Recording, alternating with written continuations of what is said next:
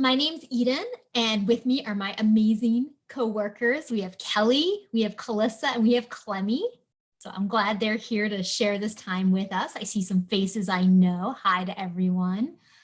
And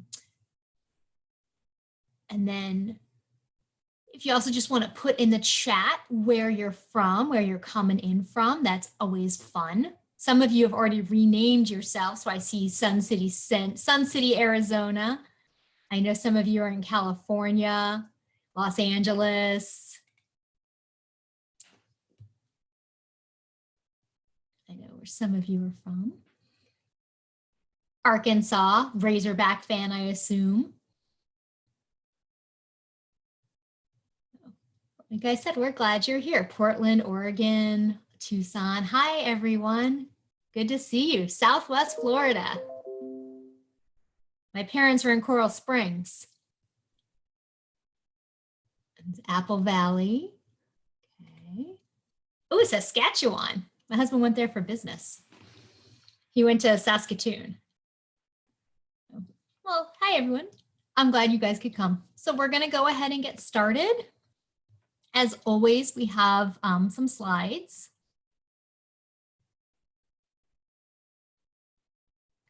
Welcome to our InSync Roundtable.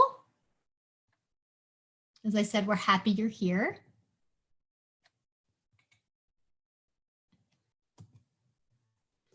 So we're going to just cover a few housekeeping items. Please keep your mic muted when necessary. Make sure there's no background noise. Please listen deeply so we can understand what others are saying and really stay engaged. Please embrace this time with yes and. Some of you know from All In, but yes and is really, yes, I have Parkinson's, or I'm a care partner to someone with Parkinson's, and I am so many other things like a support group leader. People need to agree and then go one step further, basically. Move with intention. When you hear good ideas, run with them. And of course, as always, please be patient with technology, because while it's wonderful when it works, but it doesn't always work. So we're going to do, for today's little chat storm, I was thinking about this. What's the best piece of advice you've ever received? Whether it was solicited or unsolicited, what has someone said to you at one point that just really stuck with you, kind of made you go, oh, that was good, you know? And it could be something as simple as, to be honest now, this was told to me when I was pregnant, just stop and breathe. I love that. Give yourself some grace. You're fall forward, fail forward. I like that. Hey, BJ, good to see you. I appreciate you guys sharing some advice. Follow the fear. Always ask. The worst they can say is no. Exactly. But at least you asked. I think it was Wayne Gretzky who said you miss 100% of the shots you don't take. Oh, if it won't matter in 5 years, don't let it dominate your thought process. Yeah. The true measure of a person's intelligence is the extent to which they know their ignorance. That's so true. I love that. Point your bow north and keep on sailing. See the positive side of the negative situation. Oh, I love these. Time is going to pass anyway. Give it a try. Yes, that is true. It's easier to get forgiveness than permission. And face one day at a time. Exercise is medicine, and we need our daily dose. This is wonderful. Thanks for sharing, guys. I appreciate this. This is wonderful. When at present, you won't have ego in front. I love that. So today, if this will work, there we go. Just a brief agenda. So in November's meeting, it came up a few times that there can be some negativity in the meetings and how to deal with that. So I thought we would discuss that briefly, and then we would break into our rooms. So let's talk about this. Yes, I am a huge fan of Winnie the Pooh, but it does kind of give a good thing, because who's in your group? I'd like to think of myself as a Tigger, kind of bouncy and happy all the time. But if I'm really being honest, I am a rabbit. I can be kind of controlling and my work is never done. And so in your group, you probably have some Tiggers. They're just happy and it's wonderful. And some are going to be ruse, full of questions. Some are going to be the mothering sort, like Kanga. Some are going to be owl and kind of lecturing, and that's okay too. And some are going to be Eeyore. Everyone loves Eeyore, but he's not the happiest of folks. He can be a little gloomy, and that's okay. What we don't want is for one Eeyore to kind of grab all the attention and some of the negativity until everyone is joining the herd. So what can we do? Let's talk about reframing. Reframing is a technique used to identify automatic thoughts and replace them with more balanced thoughts. This is not toxic positivity, which is, good thoughts only, only hearing positive. For example, if someone is sharing their feelings about how hard it's been to have Parkinson's disease for X amount of years, think about how insensitive it would be to kind of rush in and be like, but think of the good. Because it's really not allowing someone to have their feelings. It might, instead, what you might want to talk is what's bothering them today. Because clearly there is a chance something is upsetting them today that's causing frustration. What is that? It might have absolutely nothing to do with the Parkinson's, but they're just kind of in a support group right now for Parkinson's, so that's what they're focused on, when in fact they're just fighting with their daughter and it's not really involved with their Parkinson's.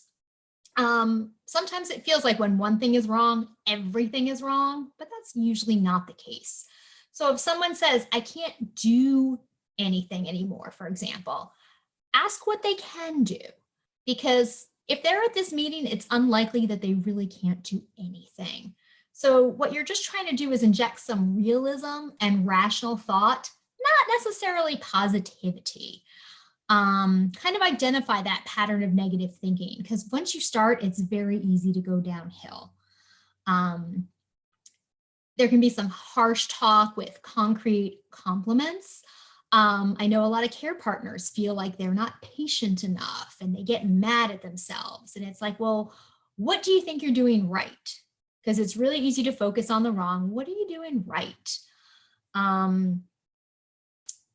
A good example I also say is, I'm going to use an example, it's a fairly universal one, feeling like you're going to fail a test. And let's face it, everyone knows that failing a test is the worst thing that can ever happen. If you fail a test in like first grade, your life is just going to go downhill. It's going to be miserable. There will never be any happiness for you until you eventually just get shot by a firing squad, right? I mean, that sounds ridiculous, doesn't it? But that's how some people start to feel. And so let's instead focus on what you did do to pass the exam, how you prepared, how you studied, how you took good notes, how you listened in class. This is not the same as saying, you're going to do great, don't worry. But you're pointing out what has been done to contribute to a positive outcome, and you're not getting dragged down into the negativity. And so, like, for example, yes, it's true, this disease, it is going to get worse, but you can also focus on someone who's had Parkinson's for a long time and is doing really well. And that's not being in your face shutting down, but you're just focusing on something else.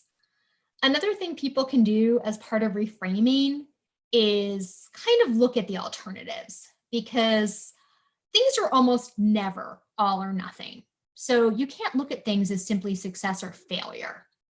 For example, first attempt in learning. I love that, Perry. Exactly. If your support group has 4 members 1 month, it's hardly a failure. It might not be the 30-person group you wanted it to be, but people showed up and you provided them with something wonderful. So this might not be your definition of success, but it's hardly a failure. Let's agree. As long as you show up, it is a success. Exactly. Exactly. And again, that's Not crazy positivity. That's just realistic that, hey, I helped someone. I did something today. Isn't that wonderful? Somebody got something out of this group.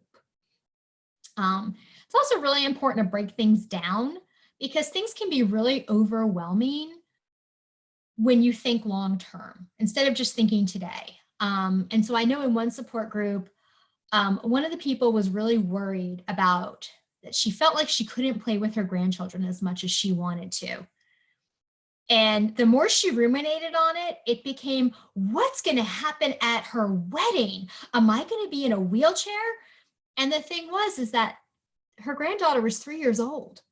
And so she's like already worried about what's going to happen 20 plus years down the road. So it's like, well, let's just think about what we can do today. If you can't get on the ground to play with her, could you play with her at the table? Because you can still do blocks or Legos on the table. Again, not trying to be all like, oh no, there's plenty you can do, but like, let's think about what we can do. And then of course, if you were to step outside yourself, what would you do with a friend who is having these thoughts? Because usually when you hear somebody else, you would recognize that these thoughts are a little nutty, if you will. Like the example I used of the test. No one's getting shot by your firing squad because they failed a test. And if a friend voiced that to you, you would probably chuckle. And you would say, that's going a little crazy here. That's not really where we need to be.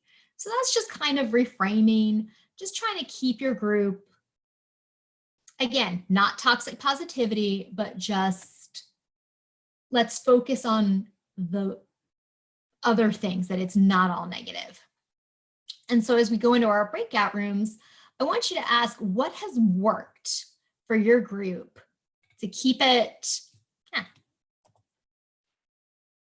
to focus on something other than negativity. What have you done? And I'm going to put this in the chat so you can stay focused in your groups that you'll get broken into shortly, other than negativity. What keeps you kind of happy?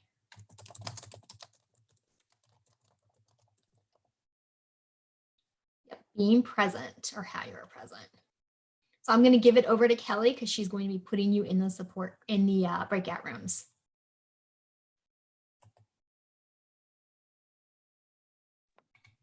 Alrighty, guys, just give me a second and I will pop you in there.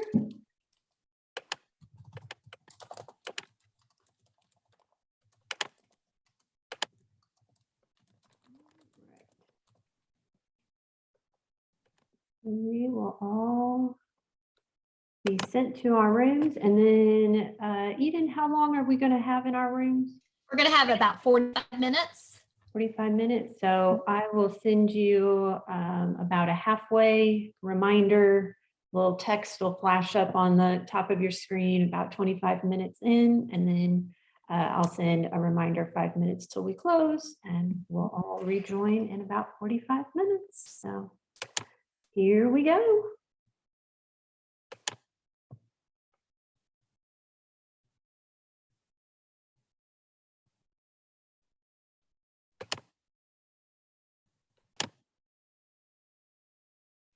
We're going to just give it a couple of minutes so that everybody rejoins us.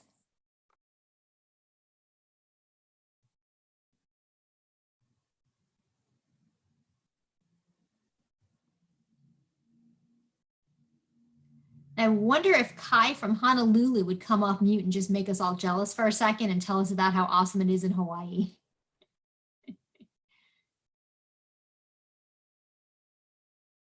When I saw him, like, Honolulu, Hawaii, that's awesome. I'd like to be there.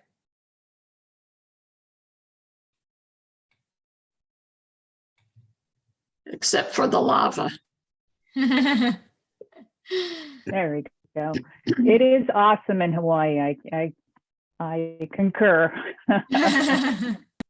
It's 80 like, degrees and sunny and beautiful, and have nothing to complain about. Awesome. So we're going to start with group one. If you want to come off of mute, if you were in group one, that's Amy, Andrea, Anne, Ian, Karen, Perry, and Ron. Somebody wants to share what you guys talked about. What has worked in your group to combat negativity and kind of keep the positivity? Okay, I volunteered to take some notes here. Curbing negative self-talk was one of the things Ian talked about, and taking the negative and turning it around to something positive. Like you turn off a television program that you don't like. Let's see. I'm just going to go through my notes. They're kind of mixed, but the best pill that one person said was to take a month-to-month stock of every 30 days. How am I doing? Not to worry about a day on a daily basis. Give yourself permission to have a bad day. We talked about dancing and singing and taiko drumming, how important the music is. It's very positive. Positive lyrics, move and sing together. Do things like accentuate the positive by Bing Crosby. Go with music that has positive lyrics. When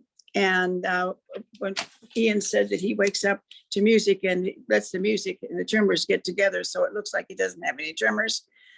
We talked about care partners, how caregivers are the most important person in your life. And we talked about Davis Phinney organization. For those who don't know, Davis Phinney organization is one of the best resources you can get, period, about Parkinson's disease. And that's Davis, Pinney. And it was started by the woman who's, and then there's another one called Parkinson's Disease Wellness Recovery, and it's PDR with an exclamation point. It's an exercise program. It was started by a woman who started the big program. So that's kind of it in a nutshell. That's what we talked about. That's awesome. So you guys were kind of really went from the regular meeting to let's talk about the dance and the singing and all this other stuff that we can do. Because again, it doesn't just have to be sitting in place and talking or just listening to someone. It could be a lot of movement, a lot of interaction, a lot of joy. It was a lovely group of people that were willing to share, and many with Parkinson's disease. And I just really appreciated it. I'm glad that was good. Yeah. And how about room 2? Carol, Corey, Judy, Karen from Pittsburgh, and Lauren. I think I'm the note taker. Excuse me. We talked about all kinds of crazy stuff. One of the first discussions we had was the person who has recurring complaining, not the person who comes in once and has an issue, but the person who comes every week with the same issue. And how do you get around that and help that person? And some of the suggestions were to maybe try to talk to their care partner, try to validate their concerns, and then maybe give them some other direction to go in. One of the gals, I think it was Karen from Pittsburgh, who brought up there's a certification, I think she called it, for mental health first aid. You can get certified as a mental health first aid person. I had never heard of that, and I'm definitely going to see if that something like that is here in Arizona. Okay, so yeah. So that's an interesting thing to think about if you're running a support group, like we do. Are you breaking confidence if you talk to someone else about this person's issues? If, for example, if you go to their care partner, maybe they don't want their care partner to know what's going on. Are you breaking their confidence by doing that? That was one of our concerns. And then someone else also brought up the new mental health phone number is 988 that you can refer if you think you've got someone with some serious issues, maybe talking about considering suicide or something, that there is that 988 number you could refer people to. We also had off topic a little bit was the gal from Tucson said that COVID is so bad down there now that the assisted living place that she's in has quite a few people sick, and mostly in the independent living part of the facility, though, that there's a lot of COVID right now and people are afraid to meet in person again. So that was, I didn't expect to hear that. So that's something to think about too. And you know, being aware that sometimes you can give too much advice and maybe give the wrong advice. So be careful what you do say to someone. You don't want to direct somebody improperly. So I think that was, did I miss anything, folks? I think and then of course, we talked about how lucky we are to have the support groups that we have, and that people that are afraid to come or angry when they come and they don't know what to expect. I think most of the time the support group ends up being a lifesaver for a lot of people. Yeah. That's it. Wonderful. I did put the 988 in the chat, and Karen put the www.mentalhealthfirstaid.org in the chat. You can save your chat by clicking on the 3 little horizontal dots. And if you click on more, when you type in the chat, you can save your chat so you can keep the information. I understand what you were talking about. That is a bit of a sticky wicket, because if the care partner isn't in the group meeting and you talk about how what you say in this meeting stays in this meeting, and then you kind of talk about it outside of the meeting, I guess I would say it would probably depend on what the people are talking about. For example, if it is something that you're concerned about self-harm, yeah, you'd want to say something. Otherwise, it is kind of a judgment. But remember, and this is important, anyone can be a support group leader, and we're grateful you are. So you're not expected to have all the answers. So, I mean, always remember that. Yes, Judy? Do you have a question? There's one other thing that was commented on that I wanted to mention.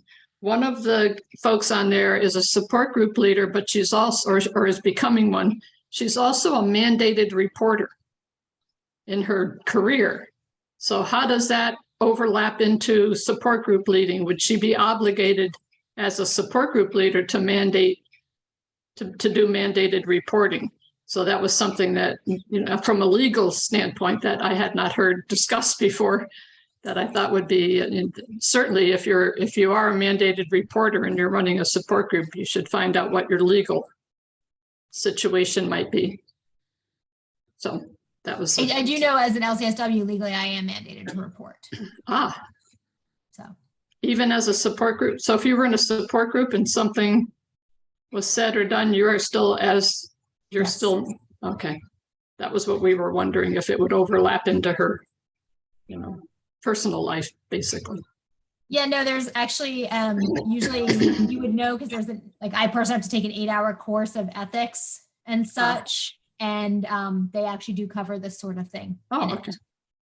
Anyway, that was something I'd never heard before. So, Shabir, did you have a question? I saw you kind of raise your hand. I think the same thing. I am a CASA volunteer, which is the court-appointed special advocate for foster kids and stuff. And I'm also a mandated reporter. And I believe that the biggest thing is, if somebody is trying to hurt themselves or others, then you are obligated to report, threaten or anything like that. But I wonder, that's what my question was, is it apply to other areas or just as a CASA volunteer? I assume it probably applies to everything else. Right? Eden, do you know if it applies to every other or just as the entity that you are put mandated reporter as? You'd want to ask them specifically. For me, I have more of a federal as a licensed clinical social worker. So it's a little bit more spelled out for me, because, so you'd probably want to check with CASA and ask. Because that is kind of, again, you don't want to do something, but as you did point out, it's not for everything. Like, if there is depression, but it is that harming of self or others that you do need to report. And how about room 3? We have BJ, we have David Cox, we have Greg and Sally, we have Miss Bailey, and we have Virginia. We all took a break. We didn't talk about nothing. So No, we were having fun. I think Roger had a question or a point on what we just talked about, if he wanted to say something real quick. Yes, my wife and daughter are in a hospital and in public health care. When you hear the word suicide, that automatically starts a whole nother procedure. You have to address it. Mhm. Yep. I think as a leader, you would want to help that person no matter what, you know. That's part of taking a leadership role, I think. So what we talked about is really post-COVID, getting together, trying to drum up people showing back in person again. And so we all talked about that. We talked about individually, if you get in a rut or blue or down, what do you do for yourself? And then you can turn around and help other people in that situation by realizing what works for you. And then the different support groups, some of them had catchphrases like, I may have Parkinson's, but Parkinson's doesn't have me. Or they have a theme song like Shake, Rattle, and Roll, or something of that nature. So it's something that, you know, any kind of support group, you know, my mom was in AA growing up and they had their catchphrases and things and get-togethers, way to support each other, but it's always something to kind of grasp onto. So maybe you have a catchphrase or a theme song. And then there was one individual who said I think it was Virginia, who said she set up a meeting and no one showed up but the speaker. I said, but you know what? You had a wonderful conversation with the speaker, didn't you? And she said, yeah, it was wonderful. I said, well, you showed up, so it was a success. You know, you can't control what other people do. You can do everything possible to get people to show up. But if they don't, just make the best of it. You know, you showed up, it's a success. So, and the other suggestions were,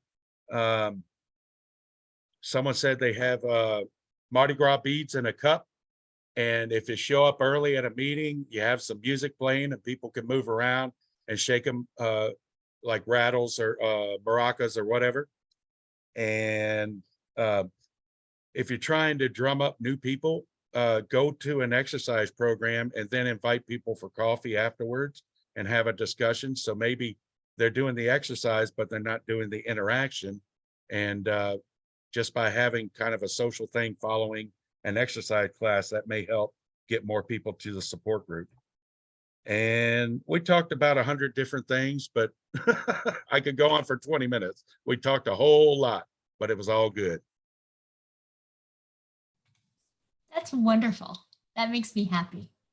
Because again, that's what it's about, is just sharing and, you know, and I've had that happen too, where it's like you schedule a speaker and it's kind of frustrating because you're like, this is a great speaker. Why aren't you here? But we can't control that. But you were there and that's awesome. Is this, can we listen to this again? Or I guess we can't listen to the breakout rooms, but which was most of the meeting, wasn't it? I would just like my husband to hear this sort of enthusiasm, but This is being recorded, not the breakout session, but when we first entered, and now this is also being recorded. So you actually can watch it if you go to pmdalliance.org. If you hover over the programs tab, you can search past program video library. okay. And this will be there. This won't be there till tomorrow, but you can watch it pretty much tomorrow. Something that also came to me directly was asking about some of our online communities. If you also go to our website and go under the programs tab, it'll pop up. You want to go to the online communities. We have a flying solo support group that's on the 2nd and 4th Mondays. We have Resilience Online that meets every Tuesday. We have a Real Talk Care Partner group that also meets on the 4th Tuesday. And we also have a Young Onset group. All you need to do is click on that group and there will be a Zoom link. So if you want to, you know, for example, look at the resilience group that meets tomorrow, It's 1 p.m. Tuesdays, 2 p.m. Mountain, 3 p.m. Central, 4 p.m. Eastern, and you would just click on the join now, and that's how you get there. Yes, BJ. Just one other thing or two other things real quick. One of the things we talked about is someone's droning on and on about different things, and you need to kind of take control of that. So you say, oh, that's great. That's something we need to talk about. Can we take this one bite at a time? And that way you keep them from droning on and bringing people down, but you give them the interaction and the satisfaction of getting response to one of their concerns. So Right. don't feel bad about interrupting. You say, oh, that was a good point. Let's talk about that. Yeah. And that way it stops it from going forward. But you're still acknowledging them. Right. You're still providing that acknowledgement right. that they've been seen, as And then opposed to one like, other thing. okay.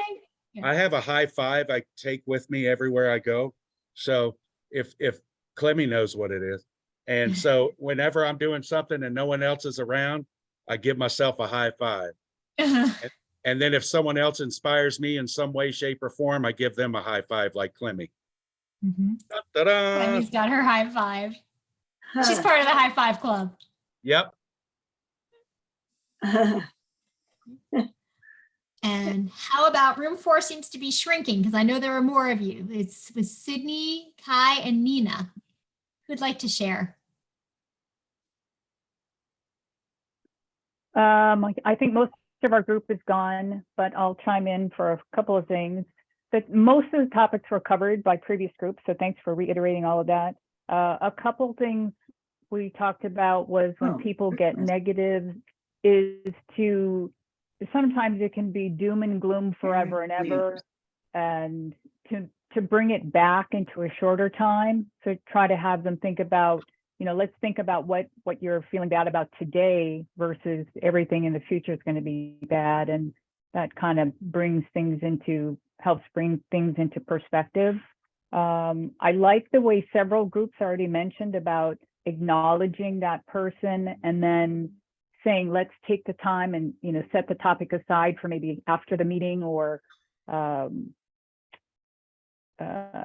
taking that one bite at a time was a great suggestion. All those kinds of ways of acknowledging what somebody says, but breaking that pattern, and then keeping the meeting moving forward is very helpful. And a lot of it, I guess, just takes practice to be tactful.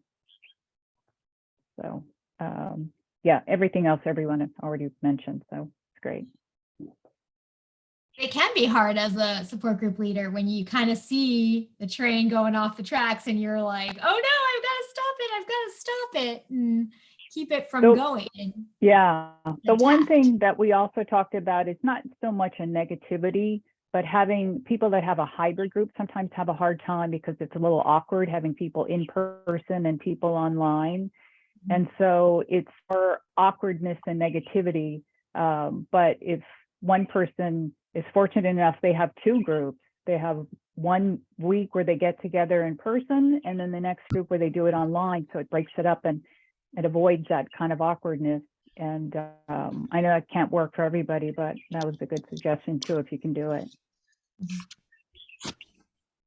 But like, I appreciate you guys are all talking about acknowledging it, because nobody wants to feel like they're being ignored, but also nobody also wants to feel like everything's fine, be happy, when you're like, well, but my feelings are valid. And so, I don't want you to just kind of trounce over them with the positivity, but, let's talk about this more. Let's not just shush you or ignore you. And you're right. Yeah. Today ends at midnight. Tomorrow is a brand new day, but let's focus on what's going on right now. And like you said, be tactful and be, active listening and stuff. BJ thinks we should entice people to show up, put a plate of cookies in front of the Zoom camera and say, if only you were here, you could have one of these. That would work for me. Cookies are my kryptonite, so I would be there by the end of the meeting. Someone knows the way to my heart. Now, how about room 5 with Esta, Hemlada, Roger, and Shabir?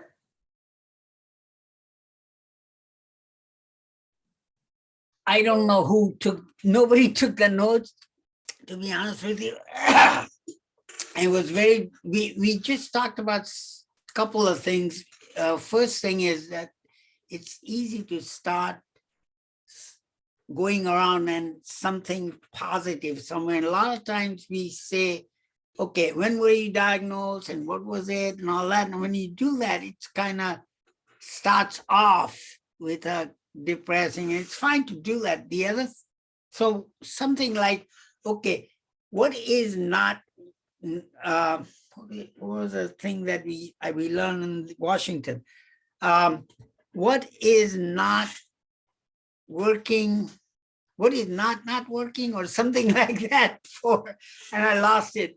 Start out with that so people know positively, okay, what are some of the things necessarily working in a sense? Look at what not working, right? How do you say it? Help me out. I'm lost. Anyway. What about your life is not bad? Yeah. Or what is not wrong with your life? Exactly. The second thing I know we can start off is, okay, if you know then what you know now, how life would be different if that was the case. And a lot of times that helps. Okay, looking back when how much I was worried about, what are some of the things I was worried about that didn't really come true now at that time. And that helps a little bit. There's also, if somebody is kind of have a clinical problem with depression or apathy because of the Parkinson, it's kind of hard to help them, in a sense right there, because, no matter what you say, that person is going to say, knock it out, because that's what it is. And it's very hard. So a lot of times that helps if you say, okay, if somebody is willing to call and have a one-on-one, just to say, okay, put it aside right now, and then we'll deal with it. And we do at that time deal with it, calling. So I've called people where, okay, how was it now that you were different? And that's another thing. We kind of sidetracked a couple of times. We had a person who was having trouble falling. So we kind of discussed that a little bit. And another person had a Zoom meeting that wound up in Southern California. They were meeting in park and now kind of having challenge having Zoom meetings. And so it's hard for her to say, okay, I don't know exactly what is going on with each person. I think Laura gave as a good idea that she starts out with doing exercise in the chair rather than, to be safe. So make sure everybody is safe, right? And that was the other thing we talked about. I think we kind of jumped around and I have no idea what, Hamlet was really looking for a support group because she lost a support group. And I did give her the link for our tomorrow's group. Hopefully she can show up if she's, there she is. I see she, so hopefully she can show up tomorrow if she likes. So that's another thing came out. I don't know. That's it. A lot of ideas that people have already talked about, are great ideas. It's very good to know, even for working with my wife or family. I forget that I can say, yes, I understand, I acknowledge, and rather than saying, you're not right, this is not, you always do that or whatever. So I think one of the things I realize is so many things that people have said, I can apply in my life personal, and that really way to practice, right?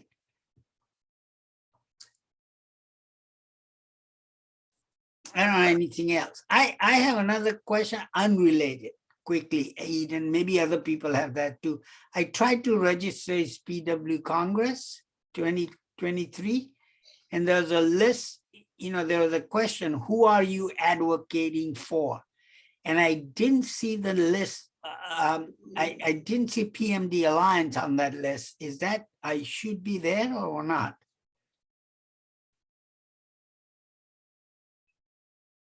I'm gonna ask Clemmy that because I'm not really familiar as much with the Okay, World please Parkinson's Congress. find out, look at the list and see, because I'd like to have,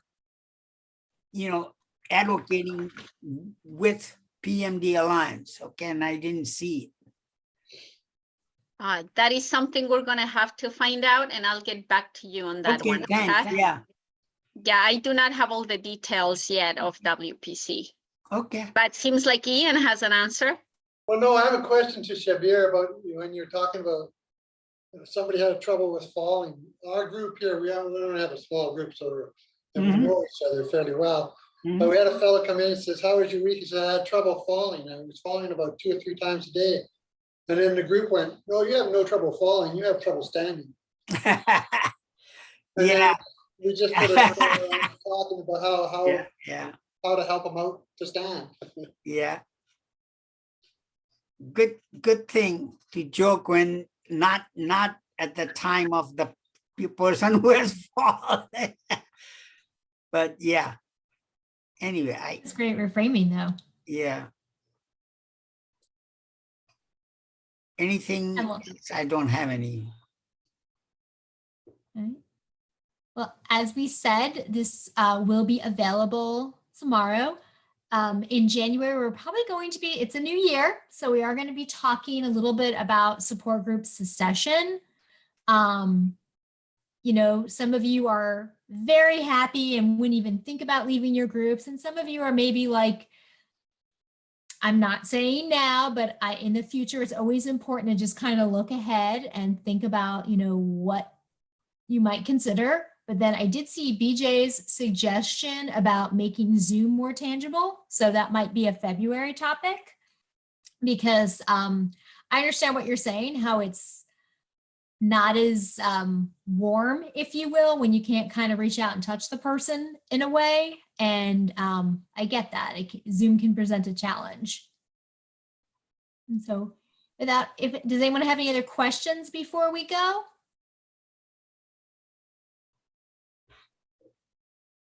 For young onset, how do you get people involved that want to remain anonymous?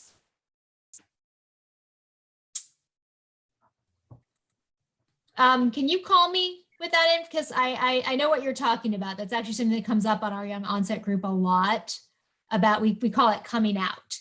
And, you know, like, are you out at work? But let me give you my number, BJ.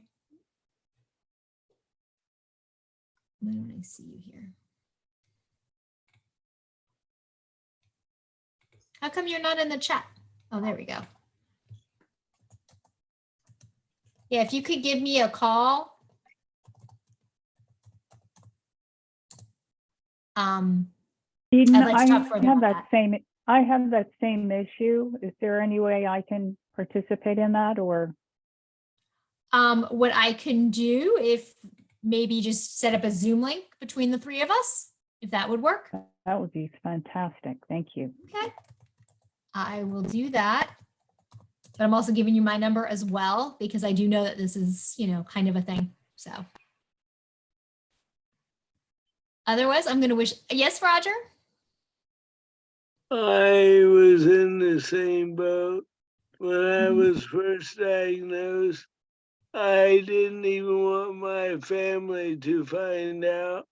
Now, 180 degrees, if I'm talking 30 seconds, you find out.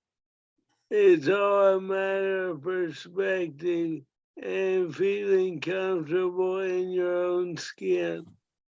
You cannot force someone to come out, but I can reassure anybody, if you have people thinking about you and knowing about you, the day will get better and eventually you will become comfortable coming out. But it has to be on their terms. You cannot force someone. That's all.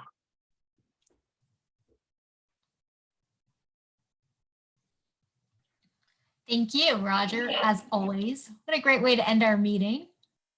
Thank you. Words Bye. of wisdom. Words of wisdom from Mr. Positive. I just I don't know. Roger to me is like a B12 shot. I just get so much out of him. Yes, we'll do our wave of gratitude. And I look forward. I hope everyone has a good holiday and a safe new year. And I'll see everyone next month.